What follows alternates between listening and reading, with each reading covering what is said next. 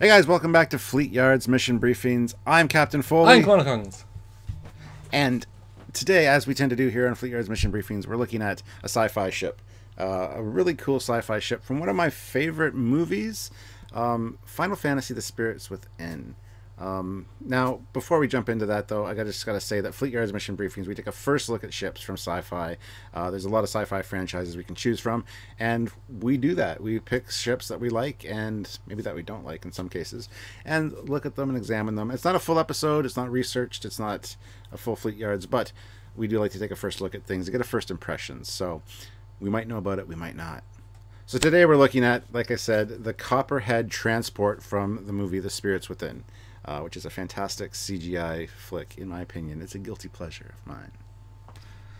So, Samuel, have you watched Final Fantasy: The Spirits Within? I know of it. That I've seen the fact that it's visual effecty. Well, it's always confused me because the Final Fantasy game series is not a science fiction per se series. It's confusing. It's always confusing why they made like a cool looking sci-fi movie that didn't seem to relate. They've done a few. There's another CGI one as well, which is more fantasy kind of based. But all the games are kind of not connected to each other. There's a few that maybe are. But that's one of the weird. Yeah. That's one of the weird things about the Final Fantasy games. They're kind of their own things. Yes. But, yeah. So like you said, we're going with this being one of your favourites, and for me, a first look. So you'll get my honest review because I've never seen this ship before ever. Cool. Well, what do you think of this first shot of it? Yeah, it's cool. It looks a lot. It's a more organically styled version of sort of the normal version of a sci-fi chopper, as in the one from Aliens or one from Roughnecks, in the sense that I can tell that it's got 2 points that can pivot. The wings can pivot to allow for AWOC, vertical flight, and then the neck, the spine, tail can obviously swap. I'm assuming there's a gun cannon at the bottom, so when it goes from like flight where everything's flat and it swaps to like hovering, it can shoot. Or that's a jet, that's something. So it's kind of like a more organically inspired version of a jet. Mm-hmm. Yeah. Well, yeah, you are right. It's a VTOL, so vertical takeoff and landing. So it's got the movable thrusters. It's also a tactical transport assault craft, so it is meant for delivering troops on target or getting them out of there. So, and it's an all-weather ship, which is good because it should be. But yeah, let's go to the next picture real quick. That's a picture of it landed, which is really cool. It looks almost like an insect. Like a bug or something, the way it's perched there. This would be a fun Starship Troopers ship, but as if they've been influenced like 20 years later by taking the best bits of the bug stuff. It's quite a big piece, though. I'm looking at the cockpit and seeing the people. So I'm assuming you haven't got a scale shot particularly beyond this sort of visual thing. Not really, no. But I can tell you that... So it's pretty big. Well, it carries only 10 people. That is surprising. 8 seated in the back, and 1 pilot, and then 1 being able to stand... So it has it's not super huge. I think a lot of it might be mechanics. It's not it's necessarily large. So it might just be the low res of this picture, because it looks as if it's that white blob and that red blob are both people, to the point you sort of walk around him. So it looks like it's quite a big cockpit, but it could just be the look of the... Because that's more like a jet with just being a seat. It'd be smaller, but that's like... Hey, I mean, how advanced is Earth in this? Because obviously an all-terrain craft with armor, you'd need it to be thick armor for something that's less advanced. So you need a bigger craft, but not enough people space. Yeah, well, it's pretty advanced. There's pretty advanced tech in this movie. They are quite advanced. So they have shields. There's what are called barriers. They built around cities, which have like a shielding system to protect them from these aliens that I think they're aliens that. When they pass through you, they take your soul out, and it's a really interesting movie. You need to watch it. It's one of my favorites, like I said. And if you go to the next picture, this is a shot of it taking off, and again, it carries over that insect vibe of the way it lifts off. Then when the wings, they fold down for flight, and I think the tail does move up a little bit. Yeah. So it's a really interesting design. I mean, is the alien race they're fighting an organically looking creature more like a bug? This is sort of, I guess, fighting fire with fire sort of thing, or is that just happens to be the influence? The aliens are very animalistic. Like some look like giant fleas. Other ones look like kind of snakes with multi tendrils coming out. So maybe the humans ended up designing the aliens accidentally, and then because they are bugs, that's just the way the technology goes. So it references itself by foreshadowing. Not really. All of our stuff looks like bugs, and we also made bugs as weapons, and now the bug weapons are trying to kill us. Oops. No, not quite. Okay. Like I said, I don't want to give it away, but it's worth a watch. If you love sci-fi, you're gonna love this movie. It's fantastic. So this one's kind of an orthos for you. It's an prototype 1 Copperhead, and you got some details there. The wing does not, or the bottom piece does not come up. It's actually always in that position, but it's very organically curved. That's interesting. See, I do remember it moving up, but this does say Copperhead or prototype 1, so I think this one's slightly different. But well, this one's got missile launchers on the wings. A lot more weapons the other one just doesn't have. So this might be the tactical version.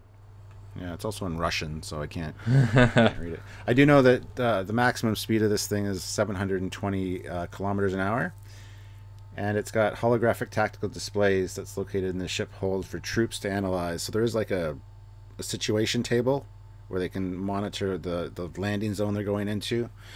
So there is quite a bit of room inside, even though it only does. It's like the drop ships in Star Trek, Starship Troopers. You know, where they're sitting in their seats. Yep. So that's where the 10 people can sit. Well, I was going to say, there is quite a bit of room. It feels a lot like the Arc 170 gunship from Attack of the Clones. Especially if the cockpit is sort of 2 people, and it's obviously armed to the teeth in its own way. Yeah. So it's very much for battlefield egress and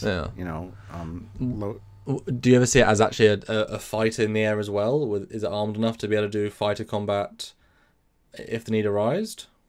Or is it very much get out of dodge? Cause it's very much a troop carrier. You said tactical in it as well. It's very much a troop carrier, but it is quite maneuverable as they have to get away from a few things and fly through some valleys and stuff in it. I can't see it being a good tactical dogfighter, no. But yeah. Next picture is just a CG render done by a fan, I think, of a slightly different version. I think we do see a few different versions in the movie, and it's an interesting design for a base design, and to be able to add to it like the last one we saw with the guns and stuff. Yep. There's a lot of possibilities for sure. I mean, that's the thing with anything that's a dropship. I mean, they did it so well in things like Aliens. And then, things like this, Halo, I think, is a definitive one. A lot of video games have those sorts of things. I mean, it's tricky to reinvent the wheel with them. But this is, I mean, do you remember we already looked at? Oh no, we haven't yet. That's different. Okay, cut that. But this feels like to me a more aggressive one. It's a dropship, but with a bit more of a penchant for saying, "Nah, bruv, we're gonna shoot you as well." Like it needs cannons on the wings every time. So as it lands, it just starts firing like it's designed to shoot and drop and then move away, rather than just a dedicated drop ship, because it kind of feels a bit too aggressive for that. Unless it's just the style of the ships of that universe. Yeah, it does. It does feel very aggressive, for sure. But it does have some weaponry, and it is quite maneuverable when it's trying to get away from the battlefield. So I just can't see it as a fighter, really. So here's a shot of it from the side. Again, this is an unfinished CG render, but you get to see the profile. And you can see the wheels on the wingtips that fold down, and the front landing gear. I really like this thing. I don't know. This is a dragon. Yes! Actually, I've been trying to decide what to call it.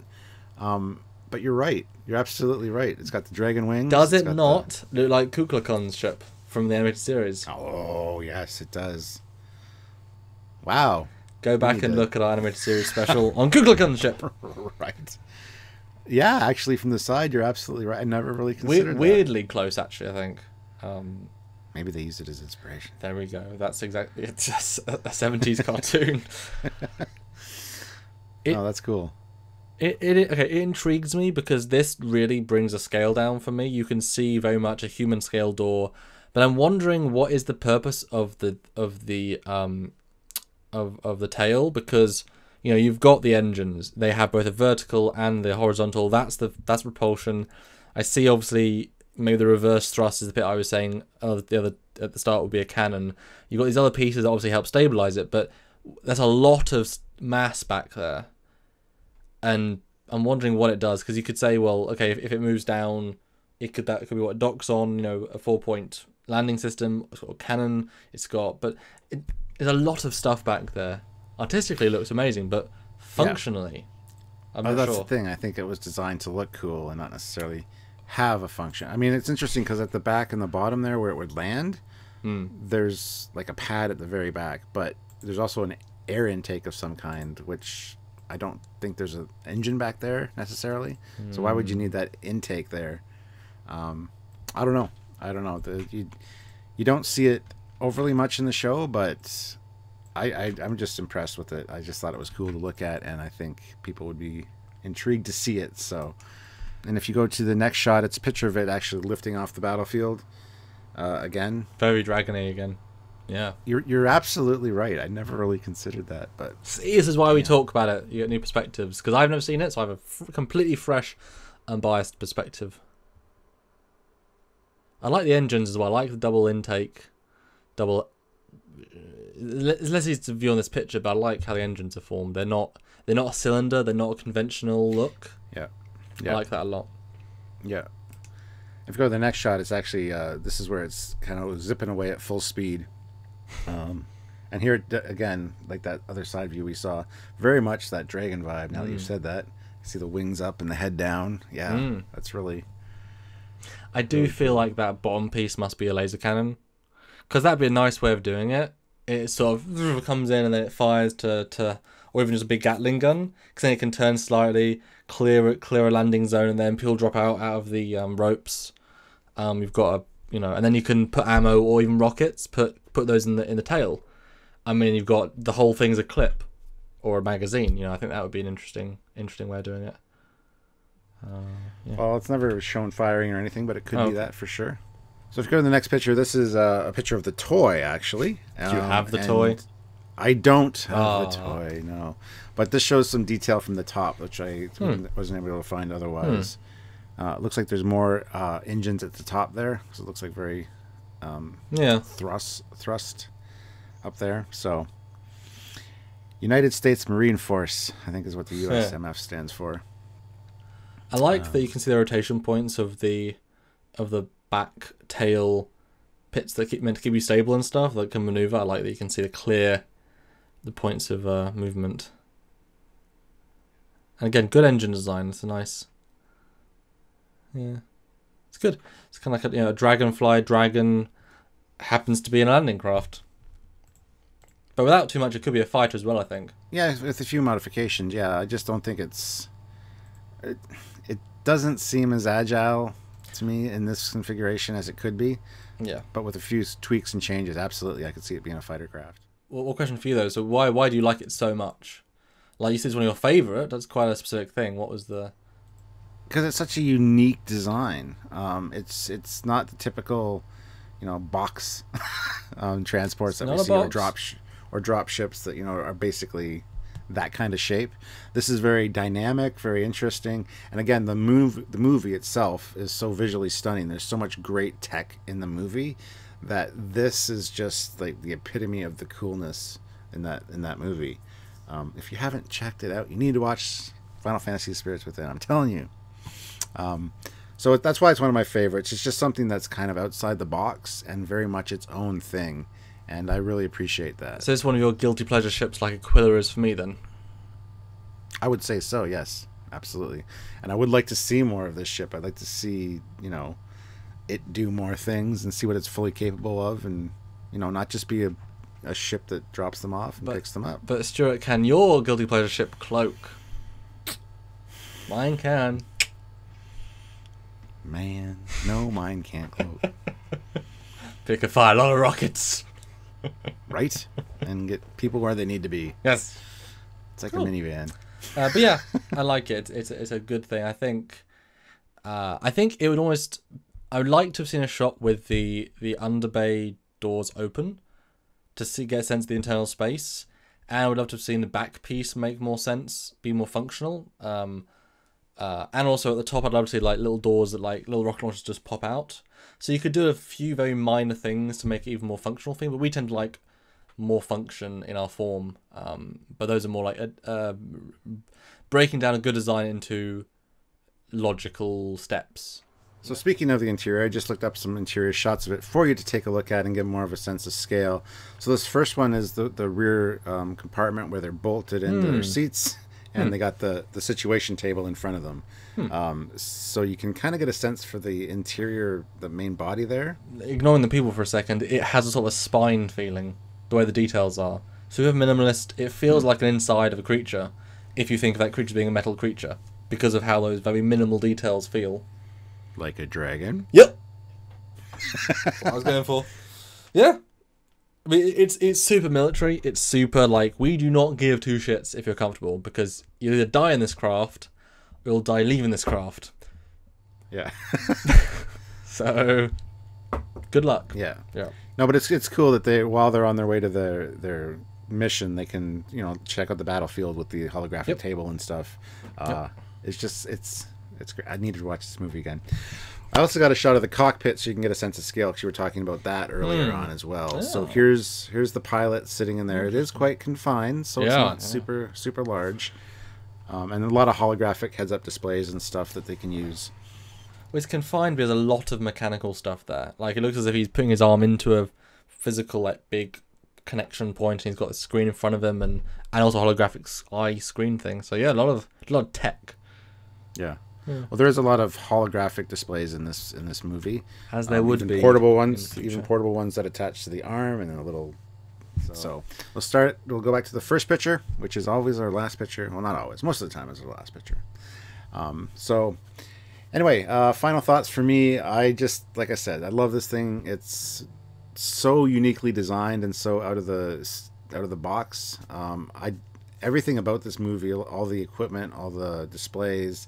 It's a great futuristic feeling sci-fi movie, and I just wanted to introduce this to you guys. If you haven't seen it, I highly suggest checking out the movie, and maybe this will become your favorite soon. What a nice tease. And yeah, I'll have to watch it now, won't I? Or even we could do like a live review thing, because seeing it for the first time, how cool. Yeah, no, it's good. I like it. But if there are more ships, you'll see them. If there are more reviews, you'll see them as well from this movie. But how can they support this channel and looking at cool things like this, Stuart? They can support by, there's a couple ways actually, by heading on over to Patreon and helping us on a monthly basis. That's one of the best ways to do it. There's a link in the description below. You can support Trekyards and Fleetyards. We're one big entity. By donating on a monthly basis, or heading over to trekyards.com, clicking the donate button, sending us a one-time donation as a tip or a thank you for what we do, because we bring you all this great content all the time for free. And if you can help support us, that's awesome. Or we do our weekly lives. We usually do a few live videos a week. The one lockdown anchored ones generally on Sunday. So check those out. Super chats help, even if you got like $4 or $5, $10 to shoot us a question or a comment. You get to interact with us live, and you get your voice heard, your question answered, whatever. And it's a great way to kind of bolster the reserves of the show. Yeah, super chats make the difference. So thanks for joining in, and tune in for another cool episode next week, next time, all the time. He is Captain Foley. And he's Commander Cockings. See you next time. We'll see you soon. Bye, guys.